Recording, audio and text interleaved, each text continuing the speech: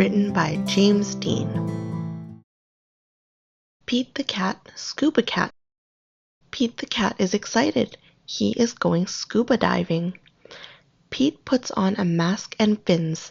He has a tank full of air. He hopes to see lots of fish.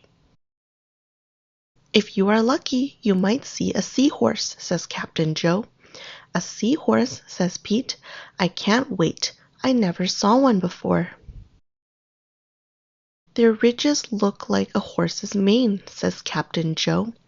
Groovy, says Pete. Pete jumps into the water. Splash! Down, down, down he goes. Up, up, up go the bubbles. Pete looks for a seahorse. He sees a swordfish. Pete swims out of its way. Pete waves to a stingray. It has a long, skinny tail. That's not a seahorse, thinks Pete. Pete looks high and low for the seahorse.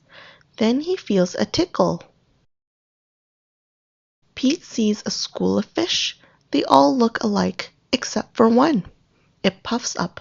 It is a blowfish. It is not a seahorse. Where could one be? Pete looks in the rocks. What is that? It is an octopus. It has 8 legs. It is not a seahorse. Pete feels a tickle. What could it be? Pete turns. He sees a cave. Is there a seahorse inside? Pete sees a crab with claws. A seahorse does not have claws, Pete thinks. The cave is getting darker.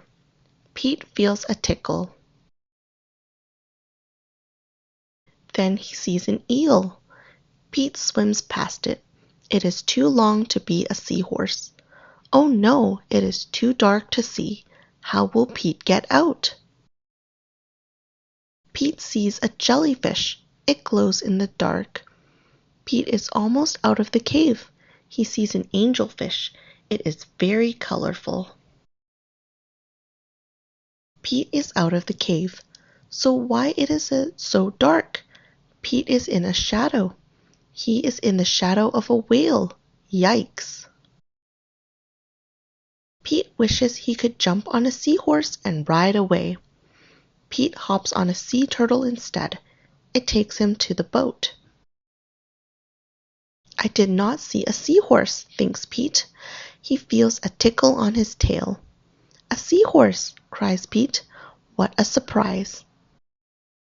You were with me all along, says Pete. What a cool adventure. The end. Pete the Cat, Scuba-Cat, written by James Dean.